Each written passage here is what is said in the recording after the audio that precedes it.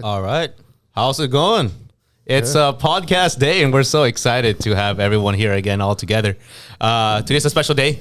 Right, James? Very special day. We're doing something new today. Yeah, something very new format for today as well. We have 2 special guests today instead of just one, which will be fun. Yeah. But we had a big month in November. Actually, we're just in second week. Second week of November. October was a very, very good month. Just want to congratulate, Goldenstar team did over 36 recruits in just 2 weeks. Thank you. You guys are killing it in the industry, man. Our goal is to hit at least 50. We missed it last month. And I'm just surprised. And every night before I go to sleep is the time where people started recruiting. I don't know why. Late night. But yeah, we've been, our agents are excited to get, because we have the new compensation plan too. So everybody's excited to promote people to RVP fast. So that really helped a lot. And we should talk about that comm grid a little bit later. I know. Because I don't think there's other out there that does the same compensation plan, and it's really for builders. So, and also congratulations to you, because I heard somebody got paid a lot today.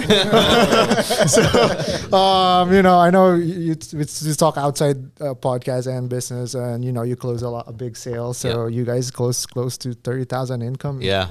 Wow. Just this week, not just 2 weeks. Just this week. A week of cash flow. But we not including bonus, right? We not including bonus. So we do get that bonus though in the next couple of weeks though. But that's the beauty about this business is you can really leverage your time and you can earn the income that you really want to make, right? That's true. Yeah. That's the beauty about this business. You probably were sleeping and you got paid 30,000. That's the best thing about it. So we have 2 special guests today. I'm not gonna take the time because I really want to hear your story, because you have a good story. Let me introduce the guy beside me, and then you can introduce the other guy in front of you, which is very special. I didn't actually get the memo that we're gonna wear suits today. we look so special. So anyway, let me introduce to you this guy. Known this guy for a while. But he's been doing other things as well. When he joined the business, he was trying to test the waters at that time, to kind of like a break, right? But his heart is still there. And then lately decided to just wake up, and I was surprised. He woke up. He's here. He's been one of the reasons why we've been recruiting a lot as well lately. His big is really like scattering and spreading so fast. Like recruiting, I can't keep up, right? There was one time we're doing opportunity meeting in here, and he's recruiting while he was in the back, and I don't know how he was recruiting while he was here. That's how incredible it is, right? So in the past 1-2 months, he's grown his team to about more than 20 recruits, new associates, mostly non-licensed. Wow. And he's been one big part of Team Royalty, which is under Kindred Builders. So he's under the hierarchy of Suzette Reyes, which is one of our guests. And our last week's guest, which is Honey, is their main leader. So without further ado, let me introduce to you Christian Baltazar. Hello, hello. How you guys doing? There you go. Doing good? I still remember it. So, all right. And then let's introduce the other guest as well. Also, yeah. So right in front of me, we have a special guest. Actually, very happy he's here. For those who don't know, with one of our special CPAs with Sam Misa SM team, he's one of the main leaders, and everyone you're gonna have to really know his name. Really know he is very personable guy, down to earth, very fun to talk to. Yes. I want to introduce you, a force to be reckoned with, Mr. Antonio McAllister. Thank you. I think I paid Ace a lot of money to say that. Hey, well, every time I see Tony, is like it's just a suit, bro. We have to keep up. We have to keep up with that game. Yeah, where's our suit, man? We did his sponsor in Taylor, right? So guys, it's just a casual like talk. Just getting to know more about you.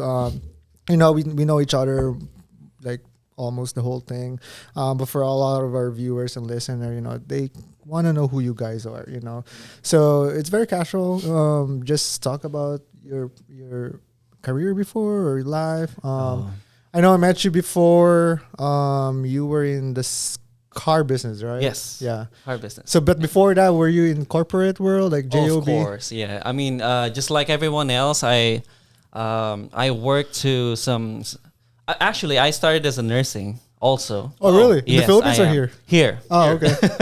Yeah, just like everyone else. I mean, just like you, James. I started as a nurse, and I figured it's not for me. Also, I figured it's not for me, so I went I went exploring everywhere. I went to restaurants. I used to work at hardwares. Those 9-to-5 jobs, those paycheck to paycheck, and I kid you not, I am not doing so good at it because I'm trying to look for something where where I can be my own boss. I mean, that's what I wanted. Yeah. So I did all of those, and one day, how did I get into business? One of my cousin introduced me to a guy. They're looking for a salesman from a car business, and I was like, hey, yes, come on, this is my time. So I went there. I got interviewed, and luckily I got into the job, and they started to they mentor me, and I mean the rest is history. Oh, so Nice. It's from the sound of it is like you kind of were finding your passion before, so and you just keep jumping to like opportunity to opportunity until this one opportunity kind of led to another, and I've heard you did a good things on that business as well, right? Oh well, thank you. Yeah. And then from there, have you ever like realized like this industry specifically, in the insurance industry, have you ever like specifically like saw yourself being involved in the financial industry? To be honest, I never imagined that I'm gonna be here, but it's everything is worth it. I never imagined I'm gonna be here. I thought I'm gonna sell cars. Before selling cars, I've been doing I've been buying and selling stuff like whatever it is. Like my friends and family is so used to me. Like, oh, hey, you're really a business minded. You're gonna sell. I've been buying and selling shoes, watches. That's what I've been doing before. Yeah. So you're really on sales. Like you already had that like natural. It's always been me. That's why when I officially got that job from the car sales, I was like, I'm so happy that I'm into the company where I can sell legit things. Higher ticket items too, right? Yeah, I know. Sure, they pay good. So, and then how did you transition from that industry, car industry, to this industry? To this industry, okay. So, Suzette, my upline, and Honey went to our company to talk to my boss. And of course, they tried to introduce the business, and I was like, I'm always into business. Yeah. They went there for my boss, and then after that, I'm the one who approached them. I told him, hey, what are you guys doing? I'm always like that. I'm always into business. I'm the kind of person that whatever business is this, as long as it's business, I always gonna dive into it. Yeah. I always want to know it Yeah. because I wanna explore it. That's how I am. Yeah. So I started asking them. Everything I sign up and all. Yeah. Nice. There you go. And then now you exploded to a big team. Like, like I said, like, it took a break and then suddenly maybe like a light bulb popped up. And Yes. so what was the awakening at the time? Since I Yeah. came back, let me start from when I signed up. I was so busy selling cars, right? I was kind of doing good, so I cannot focus to business at a time. So I took my time there.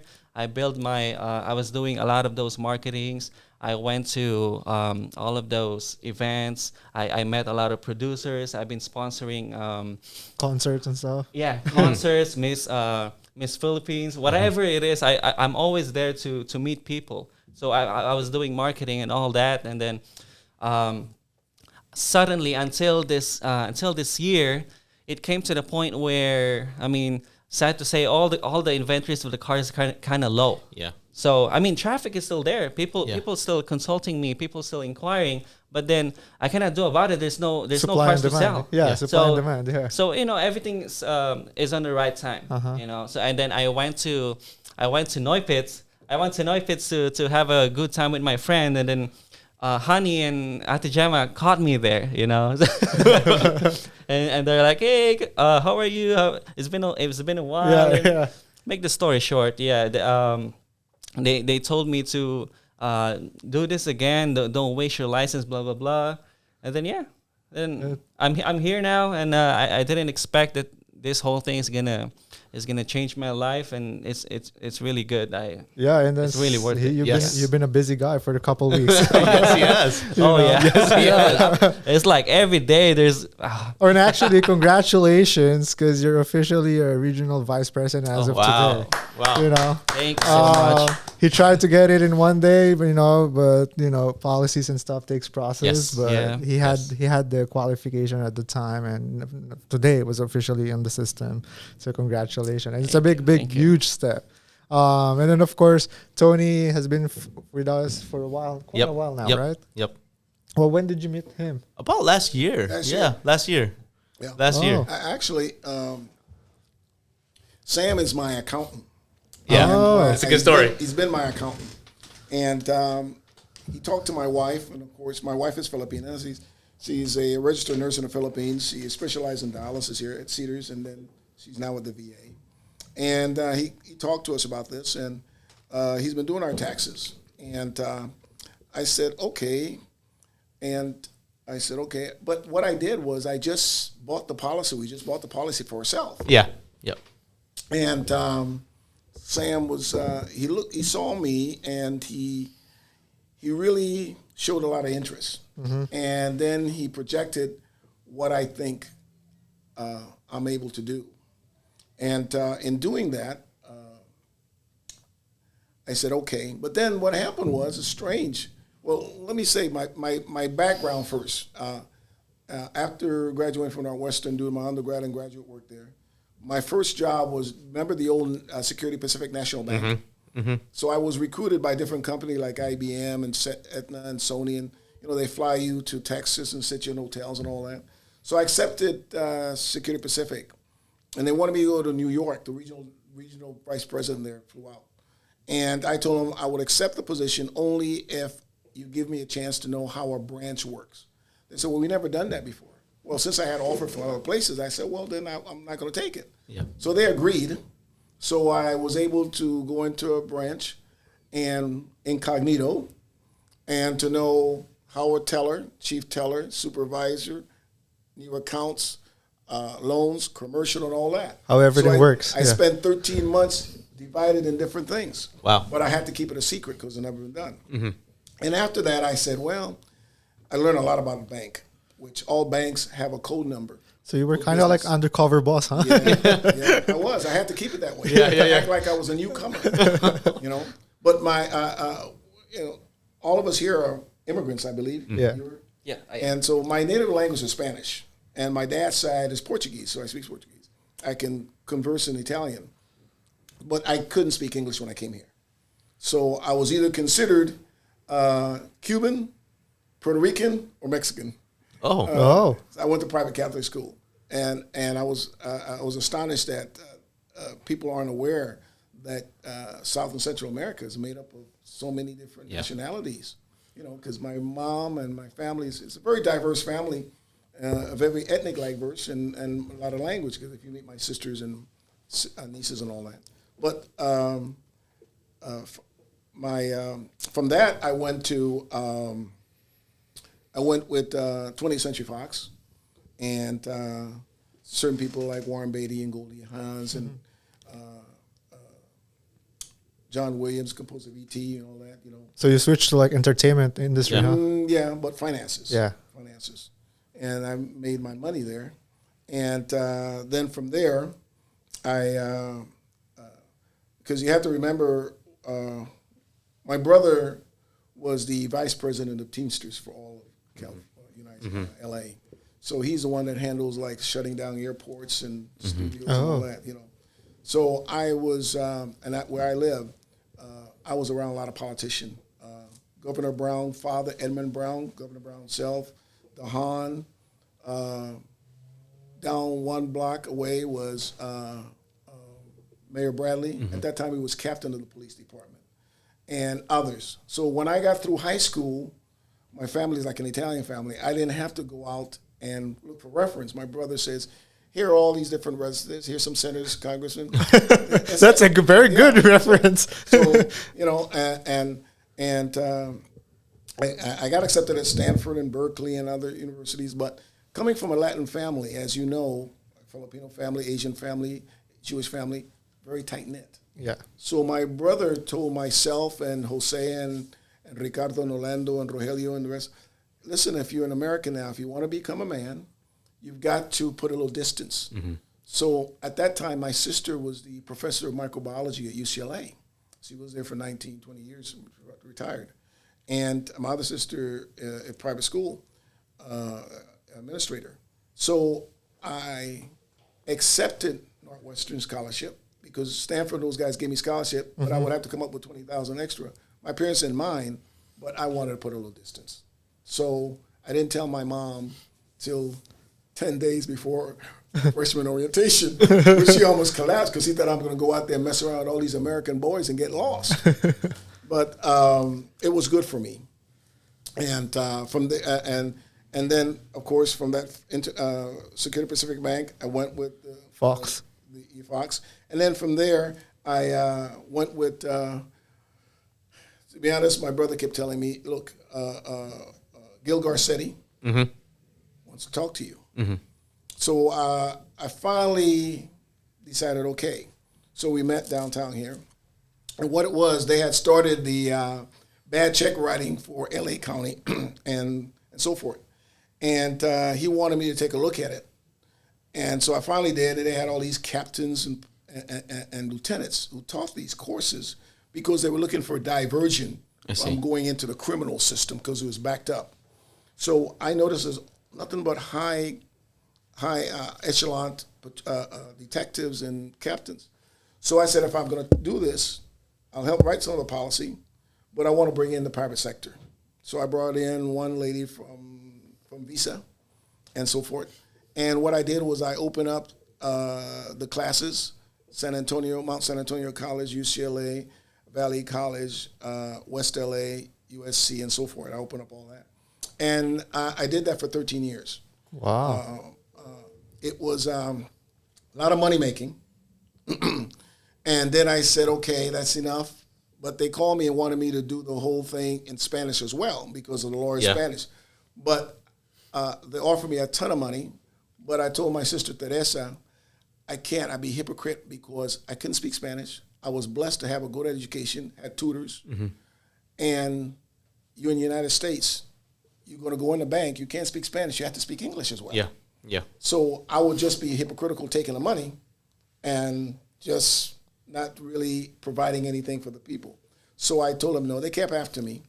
But it's still a money making. You're not going to hear about it until December, where you hear the deadbeat's dad, and then you hear those who write bad checks. And by the way, none of those people necessarily are criminal. You have a lot of lawyers, doctors. But what happened is that sometimes when you write a check, some people hold on to it for a long time. Yeah. You can only attend our classes because I tied it in with the three reporting credit agency, TransUnion, Equifax, and all that, so that if you write to a company or corporation, or let's say a big store, in order to get out of that system, check cashing system, you would attend. Say you order for $50. By the time you attend my class, it's $200 because I had to pay the instructors, and so they were paying $50 an hour, and it's a long time. It's in the 80s now. Yeah.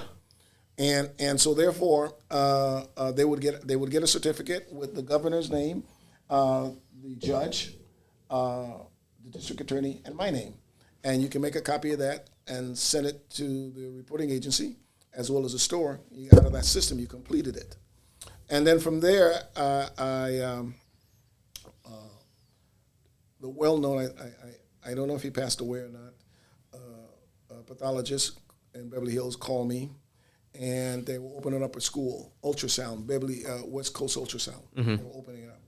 And they knew about me, and they wanted me if I could come on board.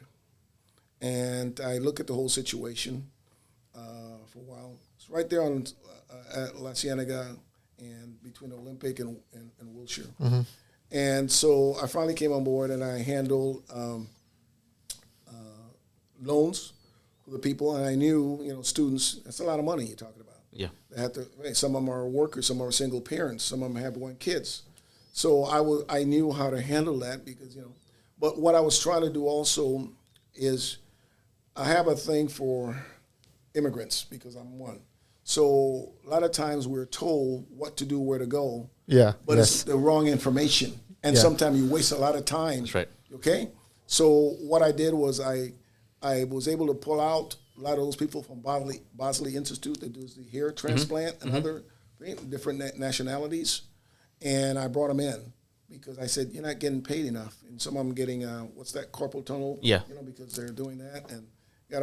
And I brought them in there, and they were successful. One girl became the director of White Power Memorial Ultrasound. She was only 2 years, and she was already making $92,000 then. So for that I did. I opened up a UCLA internship, an externship. I opened up for them USC. I learned from my brother. I come from a family that's very political. My dad is a general and an engineer in my country, and the family is known. So most of your family is like in politics? Medicine as well. Oh, okay. My uncle, Dr. Damola, is the director of pathology for UCLA and Home General for years. My sister was a professor. I have nieces who are head nurse at up in I want to say Apple Valley Hospital. I have some there. I have other paralegal in the family because I was going to go into law, but my brother would not. I'm the baby. See, I was born when there's 4 older ones. I was born when Teresa was 22. Oh. Silvestre was 24, Rene was 26, and my big brother was 28. That's a big gap for you. My mother always remind me that my brothers and sisters are my mothers and fathers, and their kids were my playmate. But you and I know that immigrant women, they didn't worry about having babies in their 40s. No. About Down syndromes, and my mom was a nurse. She didn't know she was pregnant, I was told, until she fainted, and they told her she was 5.5 months pregnant, but she never showed. That was with me, you see. So the reason we came to the United States is because my mom got tired of any time there was an overthrow. My dad has, he has houses, so he has to go into exile in one of the other countries, San Jose, Costa Rica, or Panama, or one of. And she said, I don't want that for Antonio. The others are all grown, so we're going to come to the United States. You see, so that's how that happened. But I have relatives, I think Ace knows. I told Sam I have a cousin who's a philanthropist. His name is on Cornell University. I have others. Getting to this, I decided to devote my time a year ago because I'm a healthy guy. I never really had anything crucial. But then in February the 8th, I kept getting stomachache. And this was last year? This was last year. Okay. 2020. And my wife, being a nurse, she got tired of us men saying, oh, it's okay. I'm all right. I'm going to be all right. She said, no, let's go to Cedars-Sinai emergency. Come find out. They put me on a scale. I was 158. I have never worn 158 since I was in high school. I usually 180 to 185. And then they took my temperature, and then they wanted to admit me. They come find out. They had to give me 2 pints of blood right then and there. Oh. And then they discovered, they said, no, you're bleeding internally, but we don't know where it's coming from. Wow. So on February the 10th of 2020, they said, now we know where it's coming from, because they put me through these high things. And they said in his stomach. So on Valentine's Day, February the 14th, my doctor, Dr. Waller, came in to tell me, you got beginning of 3rd stage colon cancer. Oh. I wasn't worried too much because I'll be honest with you, I've lived a very good life at my at early age too. I traveled and I can't say that I wanted anything because I was blessed with loving families and so forth. But my wife, my 2 daughters, Ace knows one of them. In fact, this young man, I talk to him so much, he's the same age my daughter is, so he could be my son.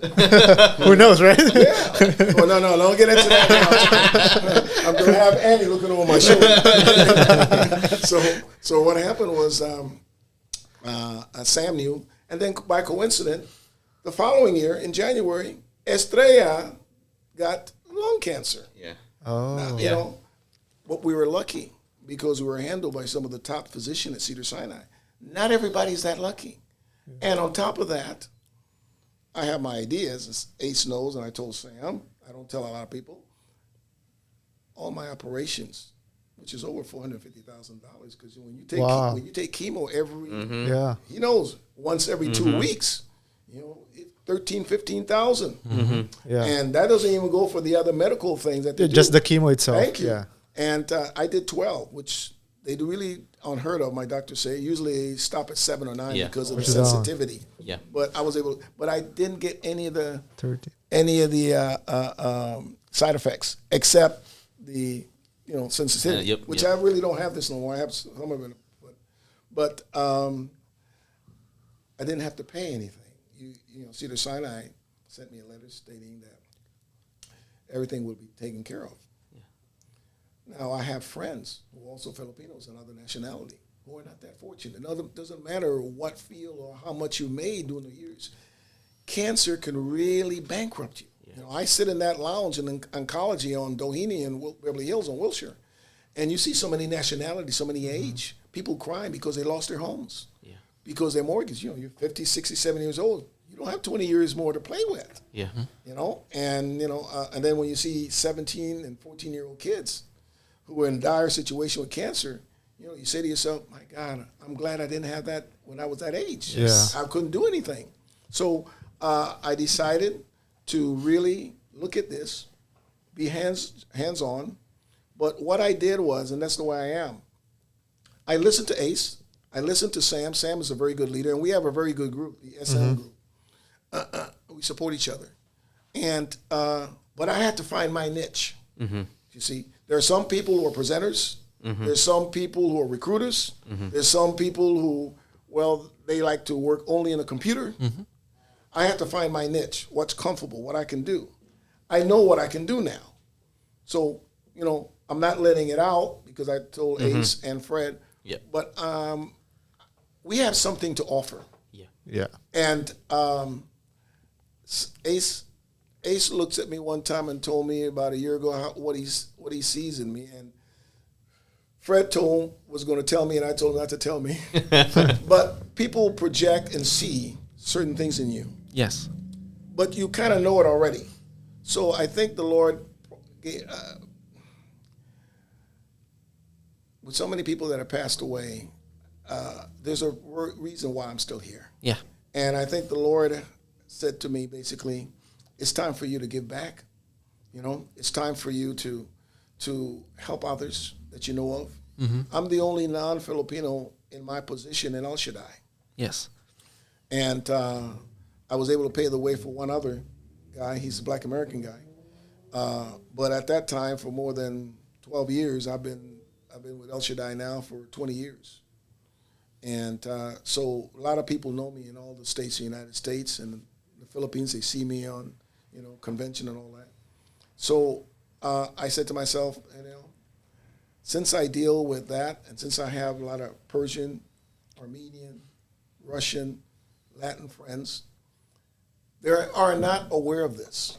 Yeah. And I have to make them aware of it. Yeah. So I decided, roll up my sleeve, and in the next 2 years, I'm just going to thrust myself. Yep. I don't worry about doors closing, because as immigrant, you and I both know that we've had doors closed on our. Or some people will tell us, Left and right, every you can't time. do this. We don't argue with them. We don't fight with them. We just realize that one day you're going to see us and we're going to walk through that door, and all we're going to do is look back and smile at you. Yeah. That's the way That we door are. is going to be wide open. That's where we are. We don't fight among each other. We're not going to shoot each other. Yeah. But it's not a question of better or good. It's just a culture. Yeah. So I decided to roll up my sleeve because my wife been after me. I think the Lord has a purpose for me because James Ace. When you see a lot of people that has not been able to live or open up their eyes and see another day, and my doctor told me, you're fine now. You're completely healed. Just be careful where you go in a crowd of people. Yesterday I couldn't go to Vegas because she's okay, but The risk. the risk. Yeah. And so therefore I decided, no, I'm not going to go the risk, because even though we're all there, we try to buy, there's going to be somebody who take off their mask or rub shoulders, or you sit beside you and have lunch or I don't want to play around with my health. So I said, no, I just let it go. Okay? Yeah. So that's why I'm here. I'm excited. I'm ready to go. This young man, I talked to him like I would call a son. I had to tell him yesterday, Ace, am I bothering you? Sam, I talk to Sam when I need to.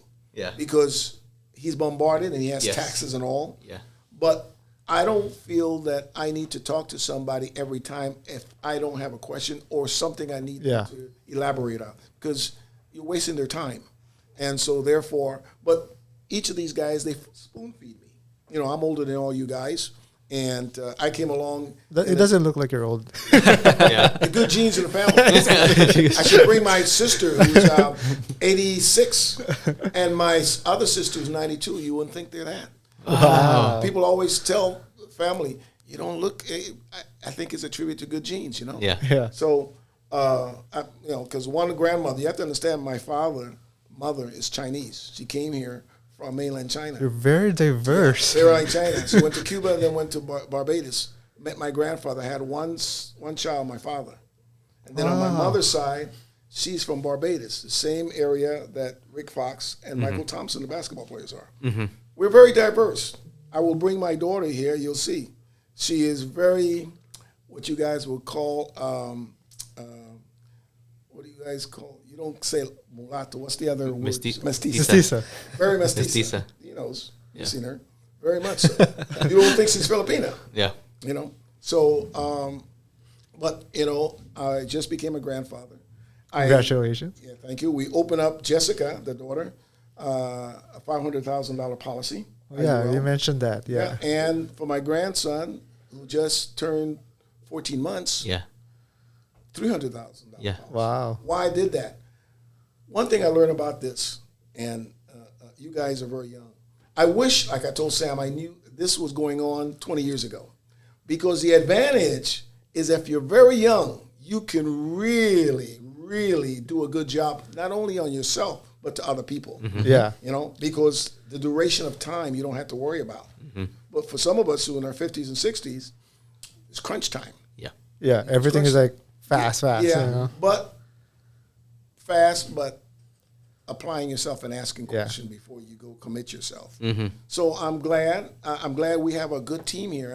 And here in Cerritos, we have a lot of people who are very open-minded, very gracious. One thing that's attract me to this business, it's the people. Yeah. Me too. Yeah. If you didn't have good leadership, if you didn't have compassionate, kind people, it makes life a lot easier. And It's it all about people. Yeah. puts a smile on your face, And so that's the most motivating factor. Yeah. You take that out of the whole situation, Yeah, people. you don't have that sort of It's not all about Yeah. the money. No. So, and it's a common. We always get that. Like, I wish I knew this Yep. 20 years before. I wish I could have started early. But first of all, you're looking better now. Your Yeah, thank you. A wise. lot better, yeah. Yeah. Every time he goes in the office, like, he's the guy you always see out of the crowd because Yeah. Yeah, because you see, Filipino, who's that? Oh, they're wearing suits. But yeah, we're blessed to have you, and of course, thank God you're better. But I like what you said is like, a lot of people that we meet getting sick, it's true. Financially, it hurts them that much. But when the doctor gave you the diagnosis, your answer is, I'm okay. Yeah, I told Estrella, I'm going to be all right. The reason is because, I came from a very prayerful mom. I'm Catholic, and my grandmother's the foundation. My dad raised under the British system, the very machismo band. They don't shed any tears, but he's very business-wise. Mm-hmm. So I felt I'd be all right. The reason I felt that way, I cannot sit here and tell you hard luck stories. Yeah. I cannot sit here and tell you I was deprived this, I was deprived that. Mm-hmm. I've had a great education growing up, great education in college, beautiful, loving brothers, sisters, and parents. What do I have to cry about? Exactly. There are And many people who don't have that. Yes. And it's very important because, like, it's hard for someone to admit, especially in that moment, to say, I'm okay. But She's crying, but I said okay. But, seeing things on a different perspective, not what you don't have or what you lost, but what you already did have, and, enjoying that moment instead of, suffering, getting sad about what's going on. It's a big thing. Well, one thing this does, it makes me focus on helping people, but leaving somewhat, and I know this is a cliche word, but leaving something behind. You guys would refer to it as a legacy. Yeah. To others. Mm-hmm. Yep. Because I don't want them to have financial burden, Yes. especially anything that I leave behind. Yeah. So that's very motivating. Yes. Yes. And, that's what I call, like, you're living life of significance, not because of success, because success, you can't take it in your grave, but living a life with significance James, is like, how do you remember, Once you get sick, Yeah. you can forget about success. You Exactly. only think about getting well. Yeah. Exactly. All the money in the world won't help you. I remember Dean Martin saying, I got all these millions and my son is dying. What good is that? I got the best doctors in the world, Yep. but he's still going to die. Yeah. That is Exactly. I true. give everything if I would take my son back. Yeah. That's when you start realizing, there's certain things you can't fight. You only ask the people around you to pray and the Almighty God. It's when you get sick. That's when you start realizing, wow, your life starts flashing in front of you. Yeah, You start exactly. realizing, Yes. oh my God, I got to do better than this. Give me a chance. Don't take me now. Yeah, and see, everything happens for a reason, right? I mean, Yeah. God blesses your life because He uses you to help other peoples and Yeah. make an impact to the world. Yeah. Yeah.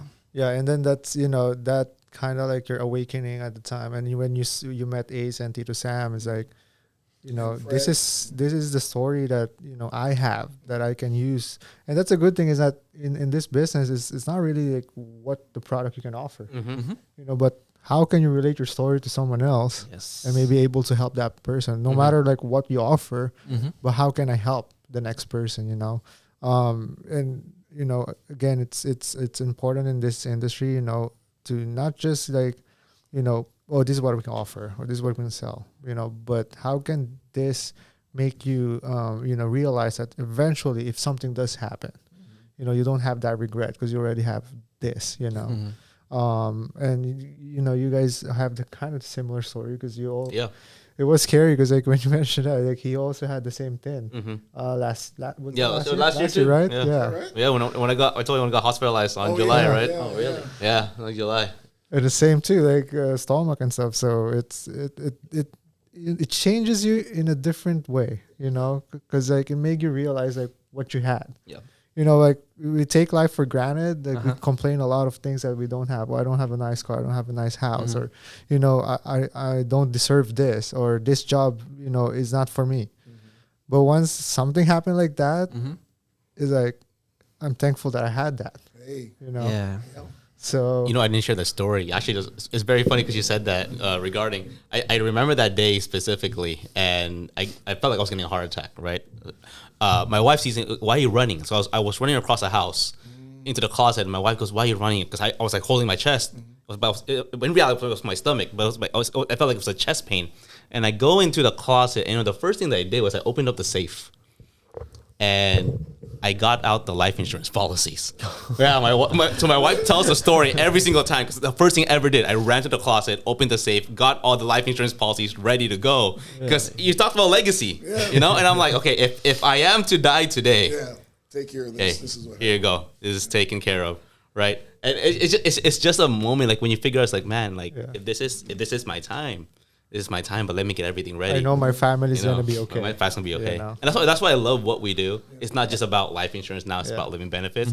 But exactly like Christian said, it's now giving an opportunity to people to have that same type of thing that we experience, right? Yes. Yeah, and going back to his story or your story as well, it's like, just imagine, go back to that moment that the doctor gave you the diagnosis, but take out what you had, like your financial standing. Like, what if you were, just living like paycheck to paycheck or jumping from job to job, and just trying to make ends meet at the time, and there's a bomb like that got dropped, like, you have colon cancer.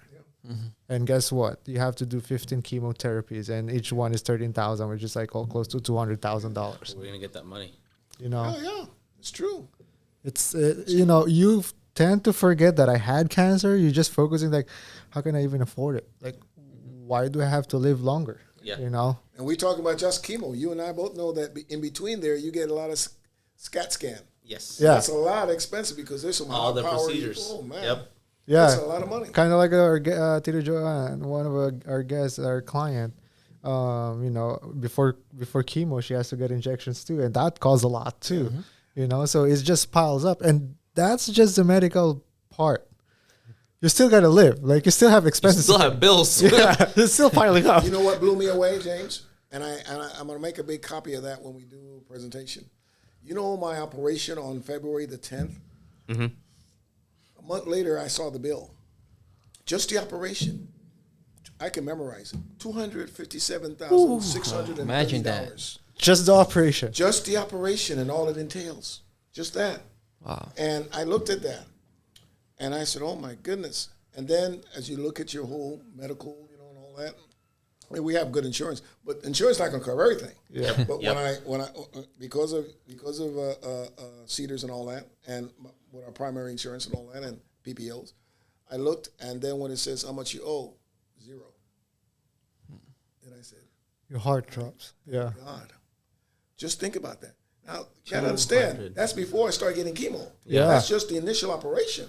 And I kept those records. I kept other big bills. Yeah, and the thing is, like, as immigrants, came from a different country, not all of us can make it. No. Some of us are still trying to just live from paycheck to paycheck because we have money to send back home, because we have family supporting back home. We rather have a minimal life here, as long as all the money we work with, we can send back. But imagine getting that bill and it doesn't say 0, but it actually say 200,000. Oh yeah. Who's going to pay for that? And then you check your bank account, it doesn't even match. Yeah. It's hard. And you know what's more harder? When you can't pay for it, and I've seen people, and you getting collection calling you, That's and how you bankruptcy. getting letters calling you. That worries. You know what makes you old, James? Is the pressure on your brains from worrying too much. Yeah. Where some people can't sleep. They got 1,000 things going through their mind. But they try to act the next day when you see them. How's everything? Oh, I'm blessed. They're not. They didn't sleep. Their eyes are like rocks. And it continues every single. I was very fortunate. Yeah. Very fortunate because, I thank God. And that's why I don't say it too much. I said it openly now in the podcast, but only he knows and some of my family members don't. Because the first thing people are going to ask you, Oh, how did you get that? What do you have to do? Who do you know? What do I have to fill out? What am I going to say to them? Yeah. Yeah, and then it's kind of like ironic too, because like before you work in the finance on the other end of the bank, and then you're getting bad checks and bounce checks, things like that, left and right, and now experiencing that and like give you a kind of like maybe those checks, maybe that the people are sending, maybe they suffer cancer at the time, and it's now going through because like they're trying to pay everything. Life kind of puts turns, but somehow it's all connected. It's just like miraculous in some ways, but the good thing is now like it's like you live another life, but now you have the tools and opportunity that it's actually been there, and you're more careful now. You know you're more careful what you eat. Where do you go? You slow down. It's like I told a Jewish friend of mine. He said, Antonio, because at an opening cinema, red carpet, and this gorgeous blonde, my single days, and she's dressed to the hilt. Very important, single days. And I had a good life.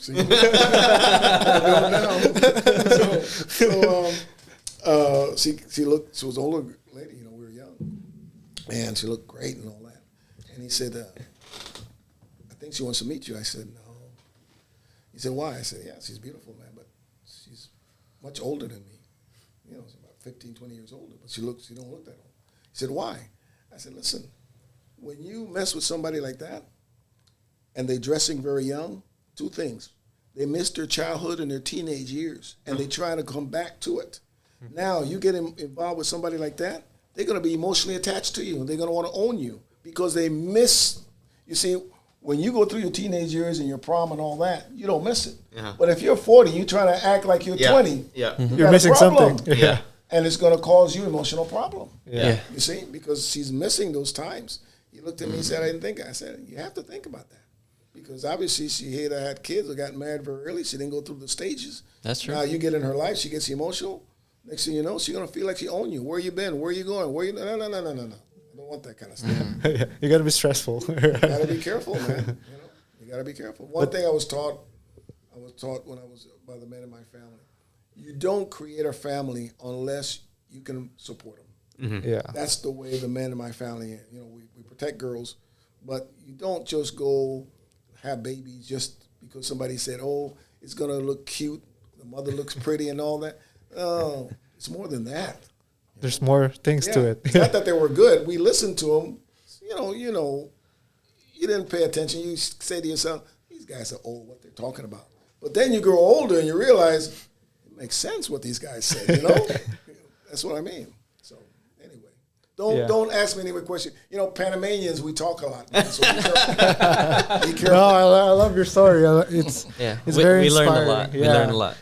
And it's a good thing, for us, especially because doesn't matter where you came from, if you're an immigrant or you're from here, it doesn't matter what your color is, doesn't matter, with the age or the gender, things like that. What matters is the story you tell, and the story you can leave behind to your family, because that's the power of what we do. Yeah. And how your story impacts them. But you have to surround yourself with people that will motivate you. That's people true. that will encourage you. When I was 25 years old, after I finished, I in graduate school, it took me about 18 months, so I realized, because a kind of father figure to me was Austrian man, owned the Mercedes dealership in Encino, that big one. He was like a father figure to me. Yeah. He took me underneath his wing. And didn't get an education. His education was going up the ranks in the factory making cars in Mercedes. But he told me, Antonio, I was single. And at that time I was working in the industry, people I work with, some of the stars you see, they were my buddies. And he says, you bring these dates, they're either models or they're actresses and all that. And he says, when you get older, don't marry any of these people. I said, what do you mean? Yeah, I wasn't thinking about marriage anyway. He says, because if you give this one a present, the next Valentine's Day, she's going to want a bigger present. Yes. You see my wife, when I'm all in Germany on this 3 months Mercedes thing, I call her from the hotel. I can tell she missed me by her voice. I can tell when I get off the phone when she hugs me. you're not going to be able to tell whether the person likes you for who you are or what you can do for them. Well, I understood the words. I just didn't know the meaning because I wasn't mature at that time anymore. But some of these things that old people say to you at that time when you're young, you realize they only take time to say that because they see something in you that's similar to them when they're growing up. It takes you a while to sort of to kind of click. Yeah, and I've been very touched by different nationality because we were foreigners in school, and most of us were diplomatic kids. So I went with relatives in the Shah, Iran, kids, and all that. So we were Americans. One black American and one white American. One black American from the South used to hang around us. We asked him, why you like to be around us? He says, oh, man, you foreigners, you act like you own everything. You act like you can do anything. No, we don't act like we own it. We just realize that if you stop us, we're not going to argue with you, but you're going to see us go through that door. Yes. We're just going to smile back, and so, but that's just culture. Yeah. And that's what I like about our team is it's very diverse. It's diverse. Yeah. And, we're fortunate enough to kind of set up the team and the office more of like a family type because in the end of the day, it's us that's going to stick together, you know, especially through thick and thin. And that's what the culture we want to kind of create, I know Ace has the same thing, and especially for the new guys that's coming, especially like Christian, it's all about relationship. It's just, even we live in a big country, this is still a small world. Yeah, of course. Like you cannot burn bridges, people talk. So yeah, and we want to thank you guys for your story. Very, very powerful. I guess again we're fortunate enough to have that opportunity. It's just that sometimes it takes that awakening just to realize, But we also wish sometimes that it doesn't have to be that way. Because who knows? What if it wasn't the same story as Antonio or Christian? What if it was actually too late already? Yeah. What if is the time that you realize is like, oh, you can't have it anymore. Because like that, like you said, like that, things can be taken away from you. Yeah. True. So yeah. So, do you guys want to add anything? Actually, we have an important question. I almost forgot. So we always ask this in the end of the podcast because I want you guys, me and Ace and Fred actually wants to, look back when you hit your goals and things like that, and maybe after a year or two, you go back to the podcast and see kind of like Watch the video again. Watch the video. Yeah. Oh, it kind of humbles you down. Like that was my story when I was starting. So Ace will ask you the important question that we always ask our guests, and you guys can answer. And whoever wants to go first. Yeah. Right, who wants to go first? So the question really is, how do you define success? How do I define success? You want to answer first? Just like your why, success changes. Correct. Different times in your life that events happen. Also, responsibility that you take up. And success to me is being able to be an influence, to be a spark plug, to be able to enhance someone's life. Yes. Don't have to receive thanks, but I've been blessed to have people around me, have a loving family, wife, that I realize when this, I knew it before, but when this cancer happened, I realized, you have to help others. Yeah. You have to open up the eyes of other people. You can't make them do anything, but a lot of people are not aware. They're not aware of a lot of things. And all you can do is expose them to it. Yeah.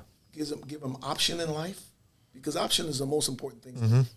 That way they can choose different way. If you only have one way, it's that's everybody freedom. got to go through the window. You're going to get trampled on. But if you have different exit, people can take different ways. That's what freedom is. You have options. Man, I like that. I want to just give back and help others. Yeah. And that makes me feel a lot better. Yes. That makes me sleep at night. And wake up every morning with a smile. And that's I like that spark plug. You can be a beacon of light with someone. That's what it is. Yeah. How about you, Christian? Me, since then, my goals in life is to is to help my family, my loved ones. Because of course I didn't grow up from a wealthy family. All my family members, none of us have had business and have this opportunity to share and impact the world. So for me, it's the same thing. I always want to be an influencer. I want to change. I want to be that person who can change someone's life for the better. Okay, not for worse. Yeah, of course. So that's always been my goal, and I always want to be that person who can leave a legacy, not just for my family, for my friends. That's why I love going to gatherings. I love meeting people. That's what I value the most. It's the relationship. So for me, that's the best thing from the world, and I can say that that's the meaning of success when I be that person, and that's always been my goal. So I told myself I don't wanted to just feed my family. I wanted to teach my family on how to be successful. So that's my goal. Yeah. Wow. And then, you kind of mentioned you said you're the only one who's in business. Yes. So I bet a lot of your family doubted you that, Of course, we all been through that. Yeah, because you're the one who kind of swim away. Yeah. Not the typical 9 to 5, but but now that you're doing great, you kind of in a good way proven them wrong that you just have to stay focused. But it's important that definition of success you guys said is it's all about, it's not the money or what can you put on the table. It's not that. But what you can leave behind, that the legacy that you guys can have, and at the end of the day, it's all about helping people. Right? And there's always a lot of people who of course at first they won't support you. They won't they won't put their trust on you, and that's how I am. The more you put me down, then thank you, that's my motivation. That's how I am. I always want to prove something for myself as a person. I always want to grow, and we learn every day. There's one thing I learned from my mentor, and he always said, he's the one that brought me into thinking about you can actually do more for yourself. And he said, what you need to do is you need to stop comparing yourself to others. Yeah, that's Fred. You just need. No, it wasn't Fred. It was before Fred. And then one of my mentors got into entrepreneurship, and he goes, you got to stop comparing yourself to others. Just stay in your lane, but you got to prove yourself. Your own company should be yourself. And Yes, if you that can is beat true. yourself, you're gonna win whatever you want to win. Oh yeah. So I love what you said. Nobody can limit yourself. Only it's you versus you. Yes. Yeah, you can. Yes. You only Yes. you only compete with the person in front of the mirror. Yeah. And you can only compare to the person that was you yesterday. You Yeah. know. But those things that in the past can just push you to move forward. Like Antonio said, why do I dwell on what happened already? This is what I have. Yep. So thank you guys. Thank you. That was Thank a you so good much. podcast. And this is a privilege to be here. Awesome. No, we really thank you guys so much for your We also was told that we're going to get a big check, right? I was waiting for that. So I'll see you guys. So the host that wasn't here was the one who's gonna give you the check. Right? Thank you guys. Thank you so much.